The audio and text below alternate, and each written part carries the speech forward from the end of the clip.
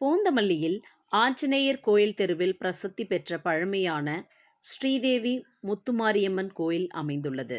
இந்த கோவிலில் 54ஆம் ஆண்டு ஆடித் திருவிழா மற்றும் 4வது வாரம் ஆடித் திருவிழாவை முன்னிட்டு 19ஆம் ஆண்டு பால்குடம் எடுக்கும் நிகழ்ச்சி முன்னாள் எம்எல்ஏ அருள் அன்பரசு ஏற்பாட்டில் நேற்று நடைபெற்றது. பூந்தமல்லி ட்ரங்க் சாலையில் உள்ள பனையாத்தம்மன் கோவிலில் இருந்து 1000 பெண் பக்தர்கள் பால்குடம் ஊர்வலம் புறப்பட்டு ஸ்ரீதேவி முத்துமாரியம்மன் கோவிலில் வந்தடைந்தது. இதில் அருள் மீனாட்சி உள்பட 1000த்திற்கும் மேற்பட்ட பெண் பக்தர்கள் பால்குடம் எடுத்து வந்து அம்மனுக்கு பாலபிஷேகம் செய்து வழிபட்டனர். இதனைத் தொடர்ந்து அம்மனுக்கு சிறப்பு அலங்காரம் செய்யப்பட்டு மகா தீபாராதனை பூஜைகள் நடைபெற்றன.